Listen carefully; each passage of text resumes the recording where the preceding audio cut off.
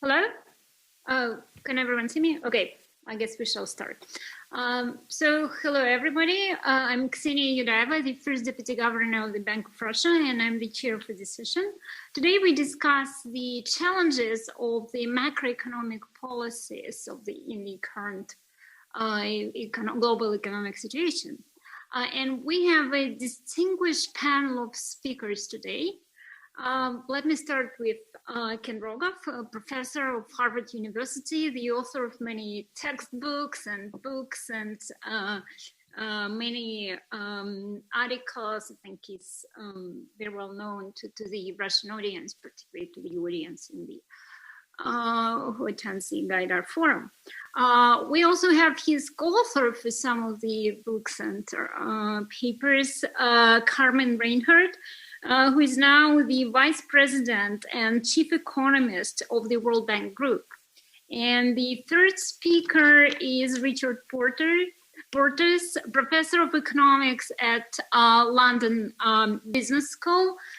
He's also a founder and honorary president of the CPR, the European think tank, and now, well, the last thing which I would like to mention, but not the least, he is the chair of the Advisory Scientific Committee to the European Systemic Risk Board. So, hello to everybody, and well, let's start our discussion. I think some of you have already attended Gaidar Forum before, but others maybe should know that Gaidar Forum, it takes place every year at the beginning of the year. It's sort of the big event which starts the year with discussions on economic policy, set the framework for discussion for at least the beginning of the year, maybe for the year ahead in Russia. And it happens right after long New Year holidays in Russia. And well, during the holidays this year, you know, people usually didn't go that far. So I also stayed at home and I watched some television. And we just discussed some of the Netflix movies which some of us watched, but I also watched the fourth season of The Crown. And the fourth season of The Crown is about two ladies. The first one is, of course, Lady Di, Princess Diana, but the other one is the Iron Lady, Margaret Thatcher. And I realized that it is quite ironic that Netflix released the series about Margaret Thatcher nowadays at the time of the pandemic, because the world we live in now and the policy issues which we discuss now seems to be totally the opposite from what were the policy issues at the time of Margaret Thatcher, because she discussed that the government is too big, so we need to have smaller government, we need to open space for people initiative, we need to cut social benefits, etc. And now, even before the pandemic, we discussed things like universal income, more social spendings. Now we discussed higher budget deficit, higher debt, easy monetary policy, and so on. So the world has become quite different. Challenges has become quite different. So let's discuss what are the challenges today, why they're so different, and maybe where we are heading, how this set of challenges will be changing as time goes by, and what are the challenges of just temporary related to pandemic, which ones are going to stay with us, and what are the differences between different countries in terms of these challenges. And let's start first with maybe fiscal policy. And again, Ken and Carmen wrote that famous book, This Time is Different, already quite a few years ago. And that book was about dangers of debt. But now it looks like countries are accumulating debt and there's not that much danger in that. So why this is so, and how do you see challenges for fiscal policy? So let me first start with Ken. Ken, please. Thank you, Ksenia, and say that it's a pleasure to be back at the Gaidar Forum. I came last year. I would rather be in person, but it's good that the organizers are still able to move ahead with us. You have to separate between advanced economies, emerging markets, and developing economies. They're in different places. I'm going to talk about the advanced economies. And I think you have to look at this as a wartime situation. And unfortunately, it's not nearly over. We're in the grips of a severe second wave at the moment. And in a wartime situation, you don't, ask, well, how are we going to pay for it after, when you don't know how you'll get to the other side? And I think that's where we are. We're not looking at fiscal stimulus. We're looking at catastrophe relief. This catastrophe relief is essential if you can provide it.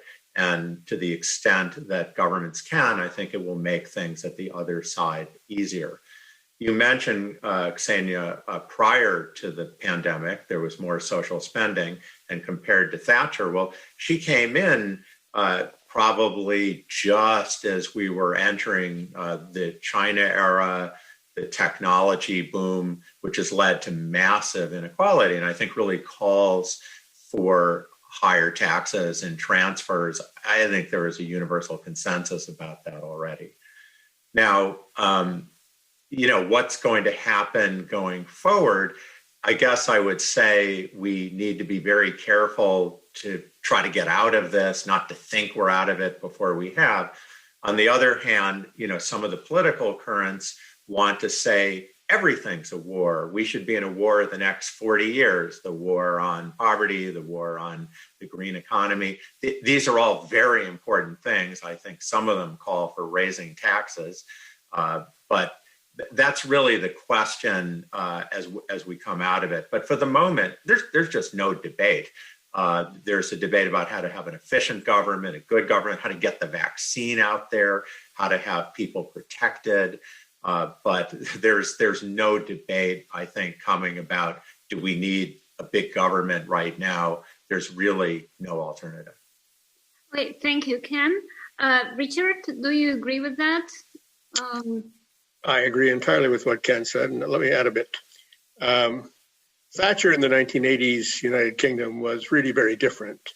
The situation was very different. I was here in London then, and the key policy really then was not, there was a lot of talk about monetary and fiscal, but the key policy was privatization.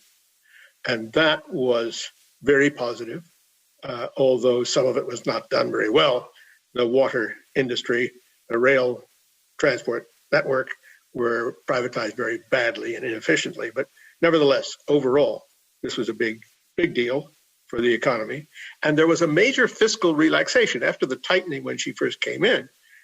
People often forget that towards the end of the 1980s, there was what we called the Lawson boom when Nigel Lawson was chancellor, and he loosened up dramatically on fiscal policy, which then led to inflationary pressures, and ultimately was part of the reason why we had to exit the European monetary system. So the exchange rate mechanism. So, and at that time, again, mid-1980s, we had the big bang in financial markets, which relaxed financial regulation. We'll come back to that later. Right now, fiscal, yes, debt burdens are up. They will keep on going up relative to output, but debt service is down because very low interest rates, and they will stay lower for longer, as we say. So there's no urgency for fiscal consolidation. And we mustn't repeat the big error of 2010, the austerity policies that brought a double-dip recession in the UK and in the European Union more generally. And we needed several years to get employment back up to pre-crisis levels. The UK and the France and the US now, UK, France, US now are not Greece. They weren't Greece then, they're not Greece now. But what fiscal rule now? There's an active debate on that, and both in the EU 27 and now in the UK, separate from the EU. And my own view is that we should start consolidation when, not until really, employment is back to pre-COVID crisis levels. I'll stop there. Okay, thank you, Richard. Carmen, can we speak a little bit about emerging market countries? I think the specific of this crisis last year was that this time around, at least all the major EM countries try to implement policies similar to what traditionally advanced countries do in this situation. Many of them increased government spending, increased borrowing. Surprisingly, none of them applied to the IMF or the World Bank with any international assistance. They were largely able to do this by themselves, although a couple of countries had to go for the central bank finance. So how do you see the challenges and opportunities for the fiscal policies in emerging market countries? Well, I think to state first, the obvious is you can do as much as your resources allow you to do. That's sort of the constraint that governments are facing, and fiscal constraints have much tighter teeth in emerging and developing countries than they do in advanced economies. So if you start out with the lowest income countries, this is really the canary in the coal mine. Many of these countries were already facing debt distress when we came into 2020, and the COVID pandemic hit them very hard. Not so much initially, I would say, in infection rates, but the shutdown in economic activity, the collapse in commodity prices, the decline in oil prices, the shutdown that paralyzed tourism. So what we've seen is a major contraction in revenues, and debt servicing difficulties have emerged in, as I said, some of the poorest. What Richard said about advanced economies doesn't apply in full force. It applies in different degrees to EMs. Nigeria, in the first quarter of this year, almost 100% of its revenues went to debt servicing. Of course, Nigeria's revenues are below 7% of GDP. So it's a very different type of constraint. Let me conclude by saying that without the exceptional expansion in liquidity, global liquidity, the decline in U.S. interest rates and in global interest rates, without that, we would have seen many, many more emerging market crises emerge. But I think I wouldn't say that the trend towards bigger government is going to be as marked in emerging markets as it is in advanced economies. And one very last note, I think, over long historic periods, and this applies very much to today's advanced economies, which were not always so advanced, one does have cycles, long cycles. And, the Thatcher period that you referred to wasn't just about the idea of smaller government, but also the idea of more globalization, more independent monetary policy, and all of that, which was, much of that cycle is swung to the other side at the moment. Let me stop there. Okay, thank you, Carmen. So one thing which you said is that the world now became much more dependent on monetary policy of the major central banks. Let me put it this way. Maybe you said something not as blunt, but I think this is one of the conclusions. So it's this tremendous QEs which the central banks implemented, which helped many countries to survive the situation. And some people say that many governments as well. So let's discuss the monetary policy, the challenges and the risk which the central banks face right now as far as monetary policy is concerned, maybe to some extent as far as financial stability is concerned, because many measures which central bank take and they were also designed in order to contain financial stability risks. So let me give the floor first to Richard. So how would you interpret the challenges for monetary policy, and also do you see the risk between this kind of maybe indirect but still connection between fiscal policy, monetary policy, risks of fiscal dominance, risks for central bank independence, please? Thanks. I think in the UK and the EU 27 both, monetary and fiscal policy have been effectively mutually supportive, shall I say, in the pandemic crisis without any formal coordination. In the EU, of course, formal coordination isn't possible because there's no central fiscal authority.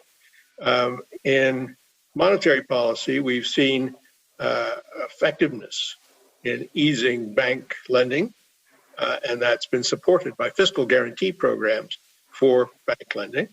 Again, no formal coordination there.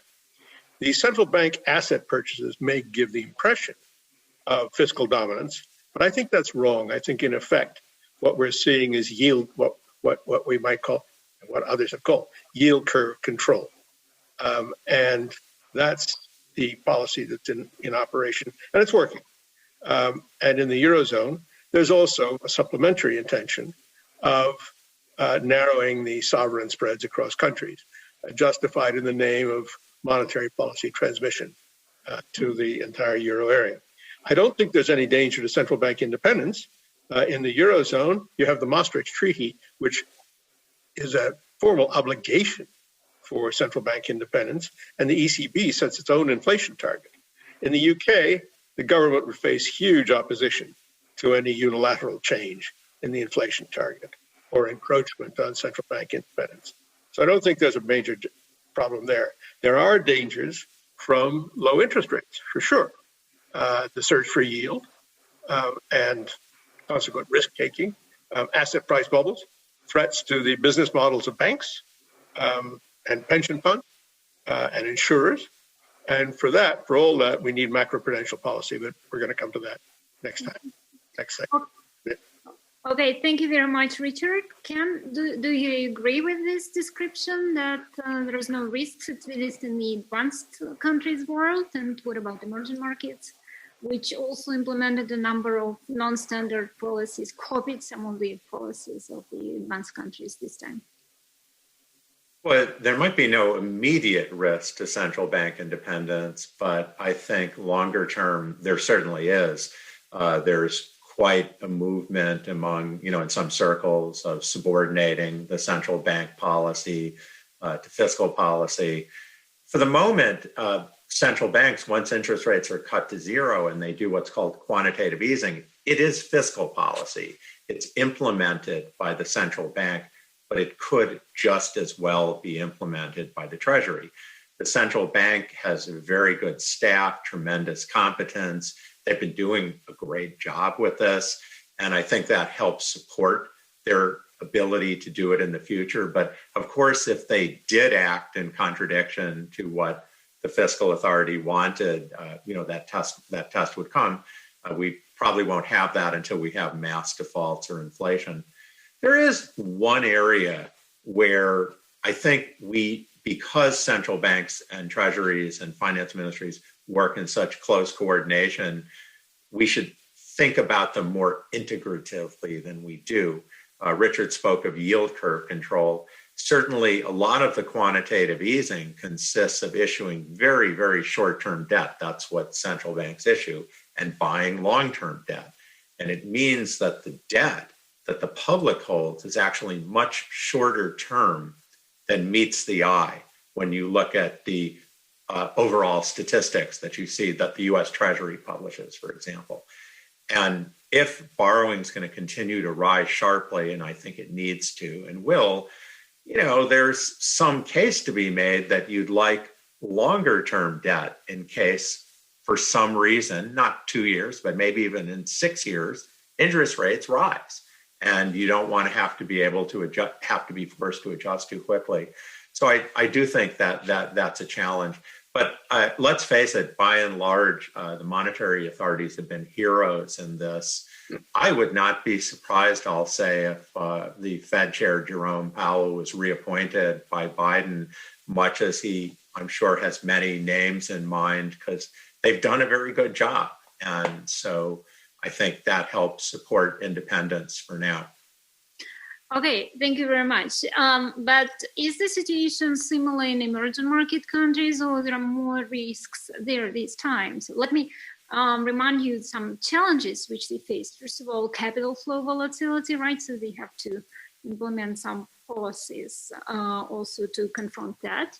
But this time around, again, some major central banks were able to ease policy despite capital outflow, right? That's a big difference from tapering, for instance, which happened in 2015.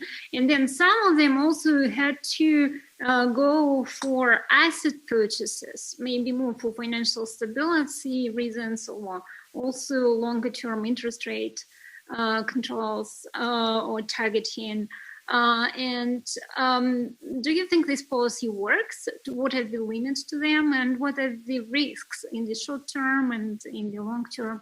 Let me give the floor to Ken once again, and then maybe to Carmen. I'll be very brief and pass this on to Carmen. And Carmen stated it. It's just there. You do what you can do, and Carmen also said it's different among the different countries. Russia, for example, is an entirely different position than it was in 2015, when oil prices had collapsed and the country seemed in trouble, at least according to the IMF. And from what I see, it's built a much stronger fiscal position. The central bank has gained reputation. I think you've been able to lower interest rates, lower than ever, or at least in modern times. But on the other hand, there are countries which are on the precipice, who are facing. Look at their long-term interest rates that they have to pay. Kenya, Nigeria, South Africa. They're much more constrained in what they can do. So yes, thank you for correcting me that I can't just talk about advanced economies. Thank you very much. Carmen, could you comment on the situation with monetary policy and central bank policies in the emerging market countries? I will comment on both advanced economies and emerging market. Let me start by the observation that it's always difficult to separate or to sort out de jure and de facto. I very much agree with Richard and Ken that de jure, there is very little danger that we will see central bank independence be eroded. Now, de facto, I think, yes, because it's not about independence in the sense that the Treasury is going to come in and say, dictate monetary policy. I'm not talking about that. But I'm talking about in periods of very high debt, central banks have to be mindful in a way that they were at the end of World War II. The issue of yield curve control is not new. When the central bank, when the BOJ it put ceilings on long-term rates, the financial press went out and said, oh, unprecedented. No, not so. Both the US and the UK had interest rate ceilings on long bonds during World War II and were kept in place through part of the 50s. So I do think that by necessity, we will see, whether one calls it much more coordination, cooperation, but, I think an erosion of the type of central bank independence that we came to know in the post-Paul Volcker era. Now, to the second part of the question on emerging markets, what we've seen this time around is indeed unprecedented. This is the first time that we've really seen serious counter-cyclical monetary policy. in emerging markets, the typical response during a crisis situation in the past, not in every single case, but in the overwhelming majority, was quite the opposite. You raise interest rates to influence expectations, to reduce currency depreciation, and to deter capital flight. However, I think you pose a really hard question, right? I mean, has it worked? Has it worked so far? Absolutely. It's made so far, okay? I think it's made governments have been able to rely more on domestic debt finance because, remember in March and April, international markets did freeze. So the lower, more accommodative quantitative easing has facilitated the domestic financing of, the very substantive fiscal needs. No question, it's been in that dimension very helpful. I think, is this a situation that is replicable in the future? That remains to be seen, right? Because this is a very particular crisis where if you look at the World Economic Outlook, 94% of the countries in the wheel have had an output that is lower in 2020 than in 2019. So, with that very global shock, the exceptionally low for long policies in advanced economies, I think EMs have had a window. But let me pose one concern over the medium term. You take countries like, for example, Brazil. Brazil had a policy of very high real interest rates for a very long time. What did the real interest rates do? Well, investors in the search for yield went into Brazil because despite the fact that exchange rates had become much more, not, I wouldn't say volatile, but much more flexible. You always had, and you were buying as an investor, local currency debt. You had the safeguard that, well, look, you still had this very high ex post, real return because real interest rates were quite high. Now, now we have a scenario where many countries, most notably in this case, Brazil, but also this applies in varying degrees also to Russia and other large EMs, where you still have quite a bit of exchange rate volatility, but now low rates of return.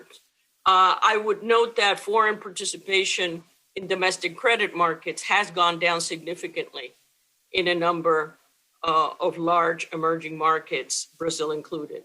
So the jury is still out whether over the medium term, the quantitative easing efforts are sustainable.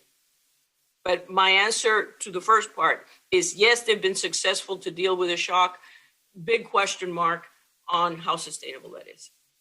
Okay, thank you very much, Carmen, for this answer. As a central bank, I should also say that inflation started to pick up. We still attributed to temporary factors, but already in Russia, we tried to pay more attention to that than in the middle of the year when we mostly expected this inflation rate hit. Okay, so let's move to a related topic, which is the situation in the financial sector and financial stability risks. And I think there are two issues here. One of them is the situation in the banking sector. After the reforms of the 2010s, Basel III, etc., banking sector seems to be stronger right now than it used to be before. But on the other hand, how much capacity still have to go through the crisis, which is not yet over? So this is one part of the question. And the second part of the question, although banking sector is stronger, lots of activities moved into non-banking financial sector. And that one seems to be very fragile. Many policies which central banks introduced, they were introduced because this sector sort of collapsed at the beginning of the crisis, stopped financing the economy. So what will be done in the medium term in order to fix the situation? And can we do anything to to do that. So let's discuss this issue. And I actually would like to first give the floor to Richard Portes. I know that you work on these issues in the European Systemic Risk Board. So can you comment on them, please? Sure. My own view is that financial liberalization, whatever its advantages, went too far in the 1980s and the 1990s, and that created the environment that led to the 2008 crisis. We had the Big Bang in this country, Thatcher's Big Bang in 1986, regulation of various kinds. We had the U.S. deregulation that culminated in the Larry Summers's famous Commodity Futures Modernization Act of 2000 that eliminated any restrictions on derivatives markets. And I think that those created the conditions that led to the 2008 crisis. I think macroprudential policies are indeed now very important. And I think we do have a good framework for this in the European Systemic Risk Board, which is the financial stability arm of the European Union. We responded very quickly and very comprehensively to the crisis in the late spring. We developed EU-wide measures on bank dividend and buyback restraints, central counterparties, financial stability effects of fiscal guarantees, responses to corporate bond downgrades, and market illiquidity, as in the March Madness episode that Carmen referred to before, the market instability that required central bank intervention as market makers of last resort. Now, that leaves us with lots of issues about market structure. To what extent does the structure of financial markets contribute to that market instability in March? Market liquidity questions. We thought we had liquidity in those markets, and then as soon as the crisis came, it turned out liquidity evaporated. Do we expect to see illiquidity under stress in the future? What can we do about that? Do we need all these what we would call central bank puts as market makers of last resort underpinning the markets? Or should they be confined to stabilizing the government bond markets? Those are the central ones. Why should the central banks be propping up corporate bond markets?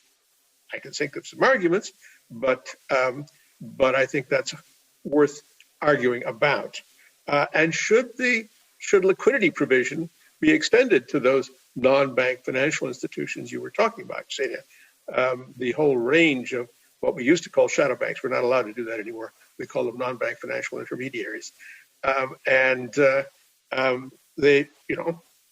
may need liquidity support in various contexts. We have open-ended funds, real estate funds in particular, with very illiquid long-term maturity assets, which I think are rather dangerous, and some of which had to close their gates in the spring. And we had recourse yet again, to the central bank swap lines that were a major stabilizing factor in 2009. And in fact, the drawings on those swap lines were much quicker and more, going straight up in the March-April period of last year. So there's a lot going on out there that the macroprudential authorities have to worry about, and I believe take measures regarding over the next couple of years. Thank you. Thank you very much. Carmen, you mentioned that in the emerging market countries, domestic banks and domestic financial institutions were able to finance this increased government debt to a large extent. So is it the sign of strength of the domestic markets that they became stronger recently? And what is the capacity still there, or it's already used to a large extent? So this is one issue. And the second issue is capital flows. As Richard have just said, the problem of capital flow volatility this time around was largely solved with swap lines. And this is to some extent what I meant when I said that the world becomes more and more dependent on major countries' central bank, and not so much even on the global financial institutions such as IMF and the World Bank. Well, that's my view, at least as far as the large economies are concerned. So do you agree with this? Could you comment on like what kind of issues in the financial sector emerging market countries face, and what kind of policy they have to implement to decrease the risks and financial stability? So in varying degrees, what I'm going to say applies to advanced economies, emerging markets, and developing countries and I will describe shades of gray. But I am actually very concerned about fragilities in the banking sector emerging as a legacy of COVID for the following three reasons. Number one, even though we, for the most part, countries, certainly many of the advanced economies and many of the emerging markets went into this with pretty solid banking sector. But the shock was very large, very significant decline in output. And there is no question that in some sectors like retail, entertainment, travel, and so on, that the problems there are insolvency and not illiquidity. And I will come to that in a moment. So the shock was large, number one. Number two, still within the first part, it's persistent. Here we are, it's a year later. And we're still on another wave and another peak. The longer the shock persists, the more the balance sheet effects on households and firms. And, this has been a very regressive shock. So, the lower income households, the smaller firms are being disproportionately hit. Those are the segments of the population and businesses and firms that have, smaller, capacity to deal with shocks, fewer assets. And I think the point I'm making is there's going to be an increasing problem of insolvency. Why haven't we seen more of that yet? Well, the one thing we have not talked about, we've talked about monetary, we've talked about fiscal, but don't forget that across the globe in advanced and emerging economies, we've seen a lot of forbearance on the part of banks, namely banks extending grace periods to firms and households.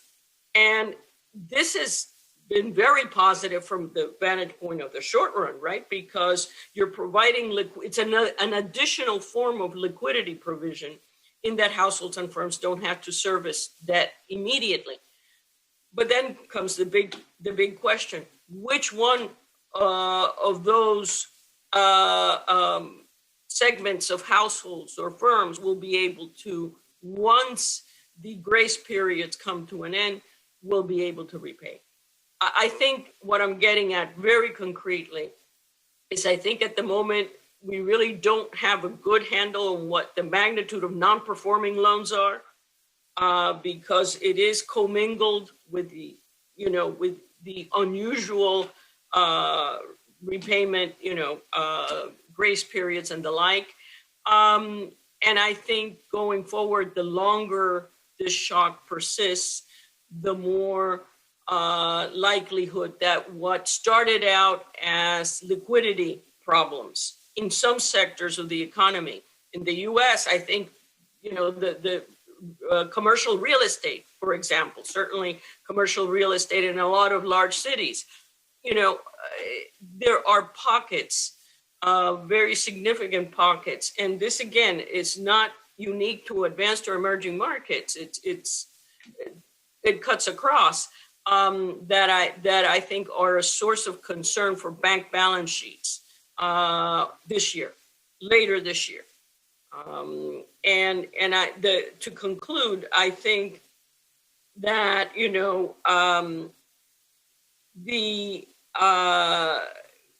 the idea that for a banking crisis you need a Lehman moment, that it's a big bang, it's a lot of drama. You can get pretty big substantive banking problems much more quietly, through this kind of steady erosion in asset quality. And that's I think, the kind of banking concerns that I have, not your big bang and drama of 2008, 2009, but, a steady deterioration in asset quality. Thank you very much, Carmen.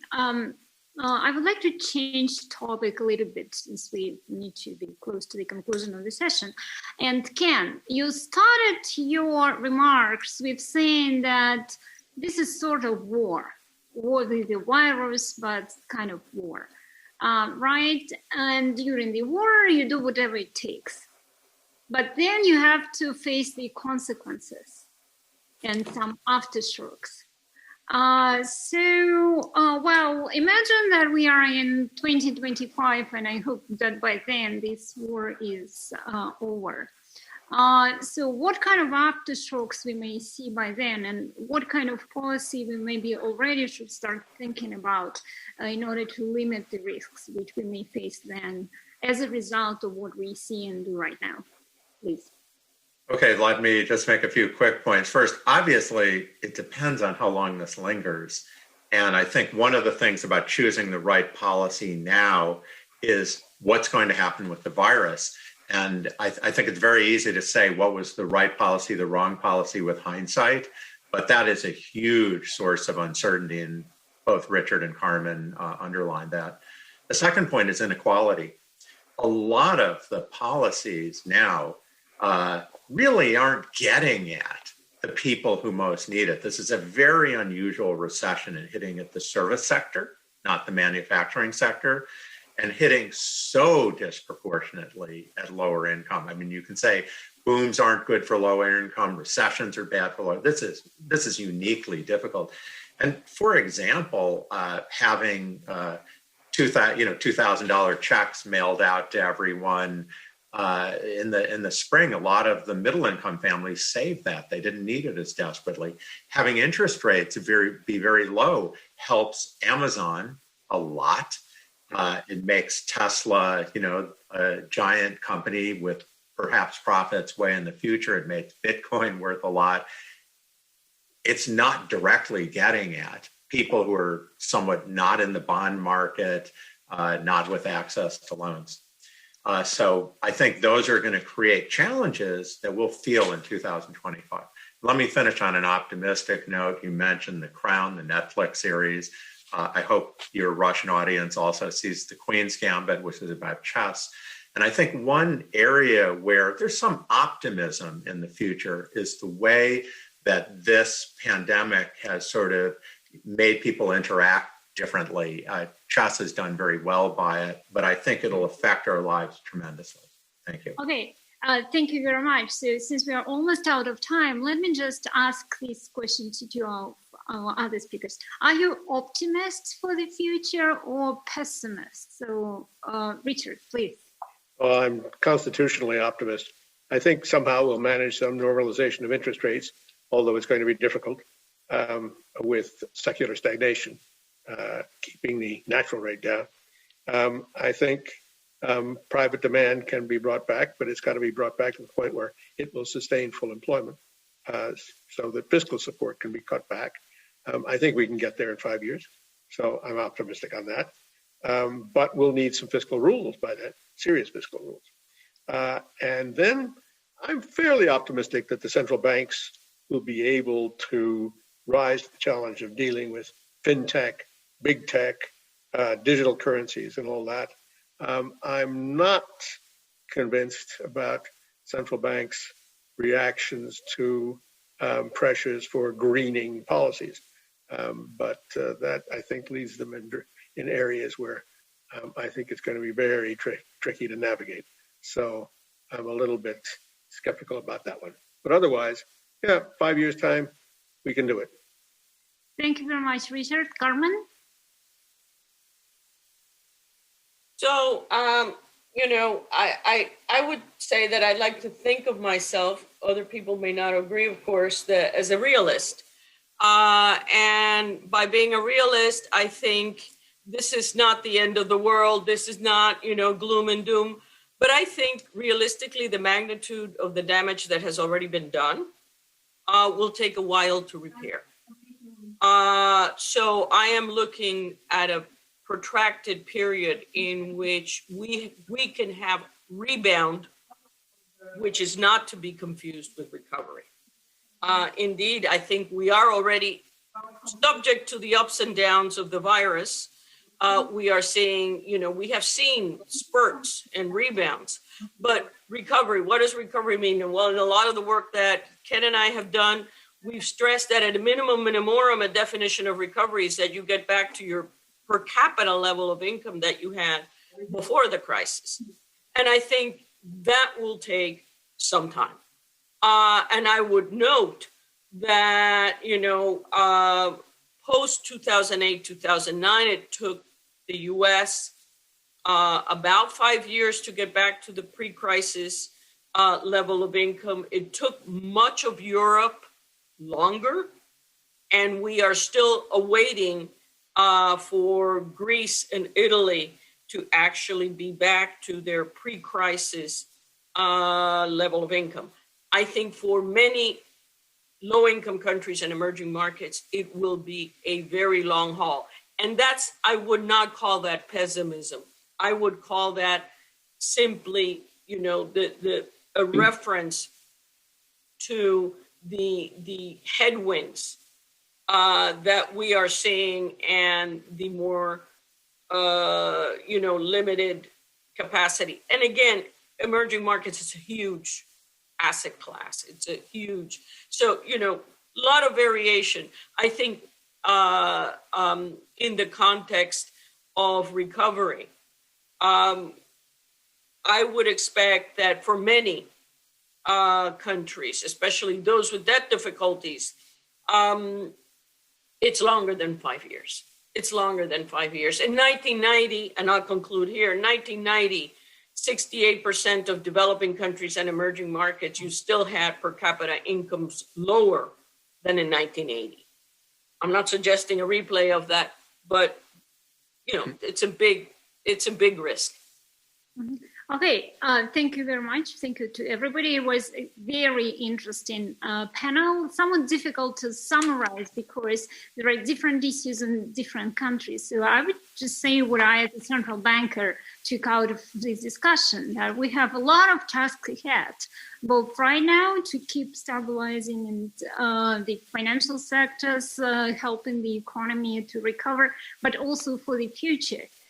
Because there were issues risen about, for example, green policies, how much central banks can do to support green policy.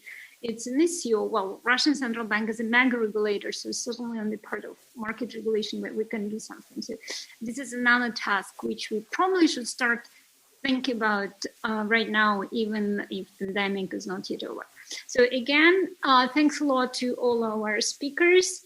For me, it was very interesting, and I hope to see you sometime in person in Moscow, St. Petersburg, London, somewhere else. So thank you very much. Thank you.